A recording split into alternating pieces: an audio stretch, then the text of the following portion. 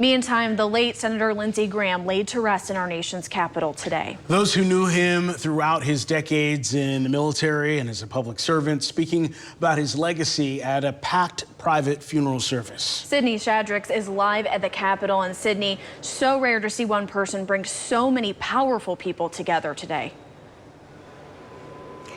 Nigel, Shale, hundreds of people honoring his legacy, from U.S. political leaders to world leaders, family, former staffers, even his hometown pastor. The cathedral today filled with songs, hymns, and the lives that Lindsey Graham made an impact on over his decades of service. All of them recalling their favorite moments with the man they called a true American original. President Donald Trump sharing that in their nearly decade of friendship, Senator Lindsey Graham never forgot where he came from and used his position to always give back.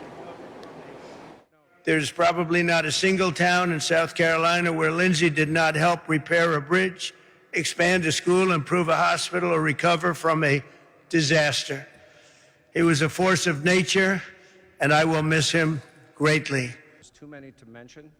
The hard work. Graham leaving behind a legacy of service, known for reaching across the aisle, defending what he believed was right, while also forming close relationships with lawmakers, regardless of whether they always agreed with him. The Air Force veteran was a staunch supporter of the military and of Ukraine and Israel until his death, and was a giant in the U.S. Senate. Of course, now big shoes to fill in the Senate. President Donald Trump saying that nothing would be more fitting than Lindsey Graham's proudest legacy, his sister, Darlene Graham, continuing to serve the country and South Carolina.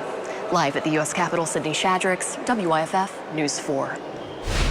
Sydney, thank you. And services for the late Lindsey Graham will be held in South Carolina tomorrow. Services will begin with a procession to the South Carolina State House at 10:45 in the morning. The procession will briefly pause around 11 a.m. for a flyover. Then a funeral at First Baptist Church of Columbia will start at noon, followed by a private burial in Pickens County.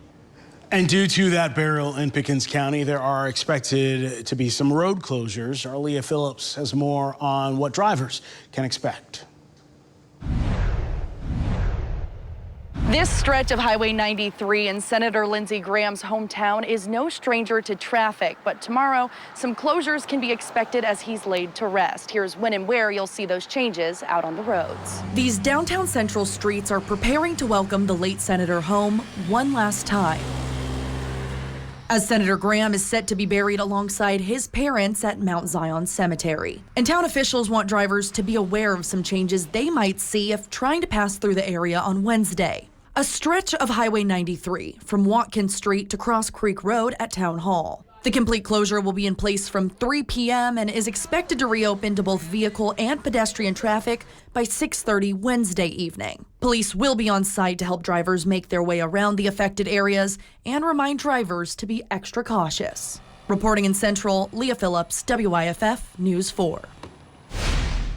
And as the life and legacy of Senator Lindsey Graham is remembered, be sure to join us right here on WYFF News 4 on air and online.